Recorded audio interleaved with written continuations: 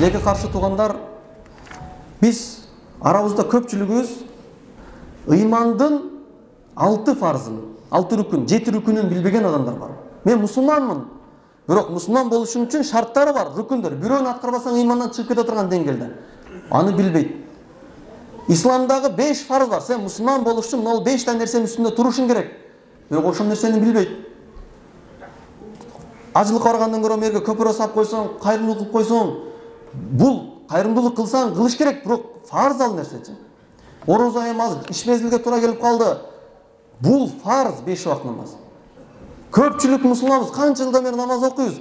Кокус намазды адашып кеткен болбосок, намазды кантип оңдоп кетиш керек. Сайда сахтын авалдарын билбейбиз. Качан убакта сайда сах кылыш керек, кайсы убакта намазды башкадан окуш керек. Бул нерсе үчүн биз кыяматта суралабыз. Кыяматка барганда, "Ey Аллахым, мен ката кылыпмын, бирок ол катамы билбей калыпмын" деген нерсе үзүргө кирбейт. Азыр Кудайга шүгүр, үзүр жок.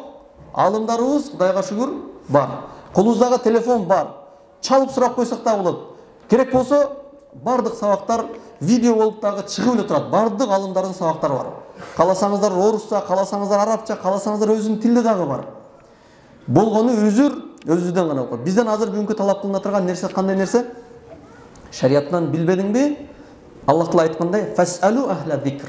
Билген адамдардан сурап билгин. Бирок билген адамдар сурап билгин дегенде дагы Аллахтан корккон, аманатка бекем болгон адамдардан сурап билгин. Напсиге ылайыктап, паландан сурайын, ушул көбүрөөк жол табат деген нерсе. Бул кыянаттык болуп эсептелинет. Сахабалардын, пайгамбарыбыздын доорунда сахабалардан бирөөсү жолдо башы жарылат. Башы жарылат дагы, башынан кан агат. Бирок ошол түн гусул важип болуп калат. Жунуп болгон абалда гусул важип болуп калат. Эртең менен турат дагы сахабалардан сурайт. "Атажидуни рухса?"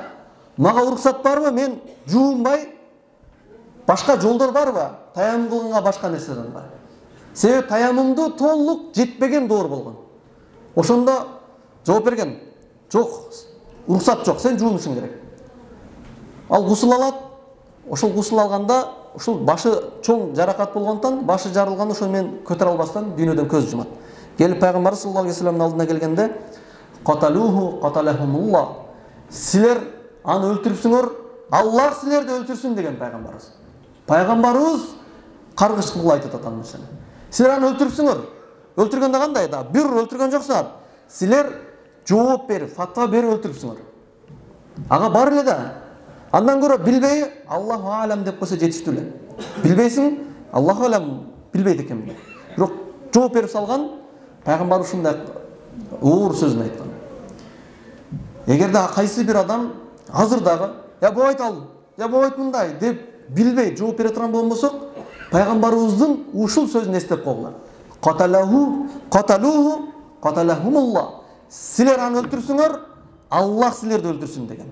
Эми өлтүрсүн дегени пайгамбарыбыз каргыш иретинде айтат. Азыр кимдер көп билесиздерби? Азыркы доордо бул чычалаш эмес. Муну кабыл алышыбыз керек. Эки түрдүү адамдар аябай көп.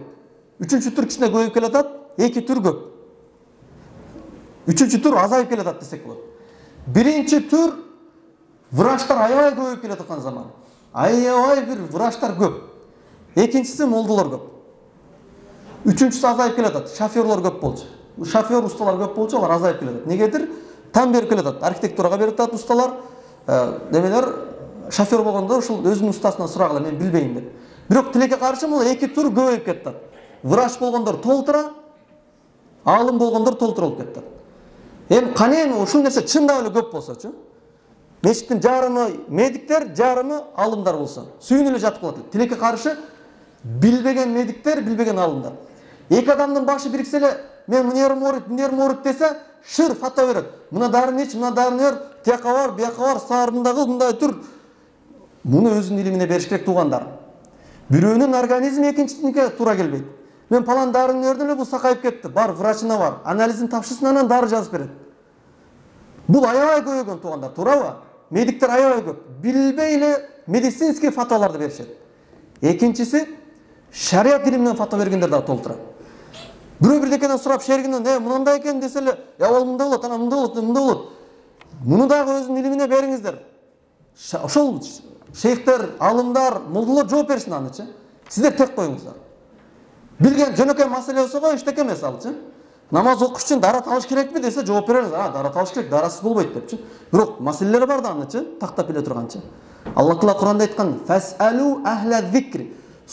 Илимди ээлеринен сурагыла деген, баягы туш келди сурагыла деген эмес. Ошондуктан муну нерсебизди мейли медицина илиминен эгерде жооп бере берген болмосок, бул акыр аягы бир адамдын өлүмү менен токтойт. Туура эмес, дарыларды ичирип салсакчы.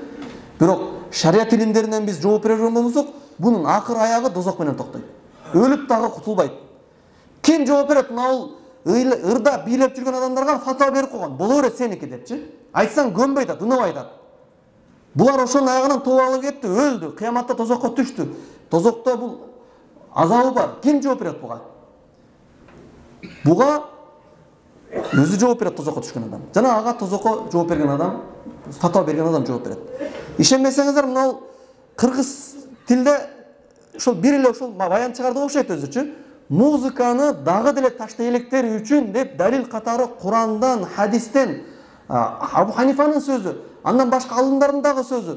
Бүттүгүн далилди алып келип койсоң, астында толтура. Мен ырдай берем, мен мусулман ырдай берем. Палан жооп берген, тиги жооп берген дегендер толтура.